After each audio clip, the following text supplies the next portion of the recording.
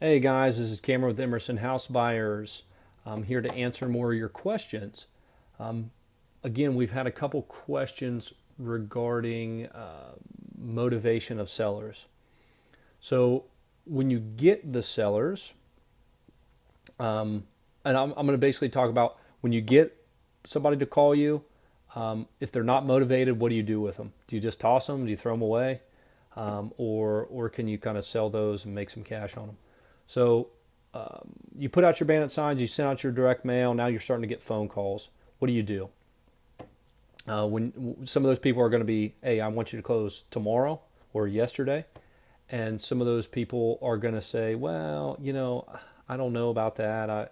I'm not really in any big hurry. I'm testing my options. I'm trying to see what I want to do or what I can do, and just really want to test the waters. So when you get people like that, you know, starting out, honestly, I would spend as much time as you could with them. That's my personal opinion. It'll sharpen some of your skills, your sales skills, your skills of talking through their options and analyzing deals. So if you're more experienced and you know kind of what you're doing, pass. Say, this is what I can pay. Here's kind of about where I'm at. If they say no, no, no, no, we want a lot more, refer them to a realtor. That's what I do. So I have a realtor I use, and they pay me a certain amount of money, and I just refer. I just say, okay, hey, here's what I can pay, and they say no, and I say, well, that's good. You have an option of we have these other options. A listing is one of those, and if you want to do a listing, we have a fantastic realtor that we work with. Now, I always say the only downside is I can't tell you when you're going to close. I can't tell you how much you're going to get. You're going to have to pay closing costs, commissions. You're going to have a holding cost. You're going to have to tidy the place up. Now, that sometimes gets them thinking a little bit.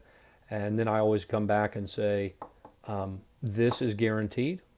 It's not guaranteed, but it's as close to a guarantee as you're going to get at my price. And we know a close date. We'll close whenever you want, and you don't have to worry about financing falling through. And we'll cover all the closing costs. So you walk them through some of that. Sometimes they'll sit there and they'll think, I don't really know if I want to do the listing. Maybe it's better to just do that and not worry about the headaches. And always, I say this with all the best intentions of magnifying the hurt. So if they really need time on their side, make sure you say, well, this option with a realtor might not be your best option because of your timing. The time. Could you imagine what would happen if you needed to be out by, December 1st and you don't have your house is still on the market? What would that feel like? What would that be like? So, hit their pain points, but don't do anything unethical. Just remind them that you can't guarantee, and if a realtor says that they can guarantee them a certain money, they're a liar because it's just not pragmatic. You're putting it out there to buyers. So to come back around, when I get an unmotivated lead, typically anymore, I find out very quickly how motivated they are. If they have nothing wrong with the house and they want almost market value, I spend very little time with them. And that's not being disrespectful. That's just not wasting their time, really, or mine. But in the beginning, I talked to everybody. I went out to every walkthrough. I did analysis on every single property. I was looking at vacant land, trailer parks, and I did it all. Now, jack of all trades, a master of none. A lot of people say that's not a good thing, but it got me experience in front of people. It got me knowledge in knowing how to communicate and how to kind of put some sales training in place. And also, it allowed me to walk through people's options and look and say, what do these people really need? So you have all this huge spectrum. And if you're just going out to, every property that you really, really, really want to buy in the beginning, you're probably going to make an offer too high. If you go out to every one, you might get a base hit every now and then instead of the home run. But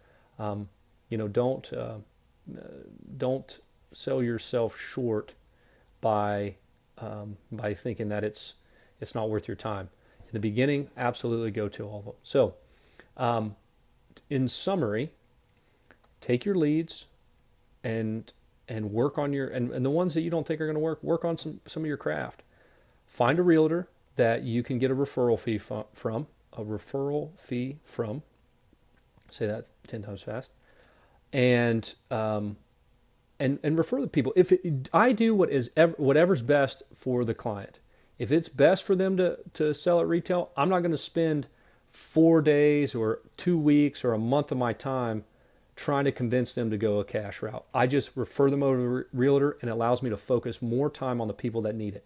When you do what's best for the client and what actually adds value to them, and just to be honest with them, hey, you're telling me that you want to be out by the end of the month, that you have all these back taxes, that you got to get the kids into this other school district before school starts, all these things. So this really is the option. They usually see, talk to them, build rapport, and tell them, or say, hey, you're in no hurry. I'd list it. You're going to have to pay the fees and what have you, but I'd list it, and then you're going to make money on that on the back end. There are some people that are just going to jerk you around. I found that a lot with bandit signs. They're just there. They're mean. They're uncooperative. They're kind of a pain in the ass to work with. So don't waste your time on those people. If they're being jerks and difficult, fire bad clients. Get rid of them. You don't need them. In the beginning, I'd put up with them. Once you get going, you don't need it. Focus on good clients. Keep good clients, and make sure you're paying a lot of attention to good clients and get rid of the bad ones. So I hope that answered your guys' question on motivation of the leads and what you do with those. The other leads, the only other thing I can say is if something's not working out, you get a lead in, you think, well, you don't know that, bring in a partner and get a referral fee. So that's something else I would do. That is about it. That's all you can do. Scrap it, refer it out, or buy the deal yourself. Guys, again, if this was valuable to you, I love the questions. I keep them coming. Please, like the video, share it with people. If you think somebody else would get value out of this, if somebody else had the same question, send it on to somebody else. Help them out. That's all we're trying to do here is help people out, and want to share what's been very powerful for me in real estate, and prevent any other issues or long way of doing things. There's no sense in bumping your head when I've already bumped mine quite a bit. Guys, thanks again. Look forward to your questions and keep helping you out every week. Thanks.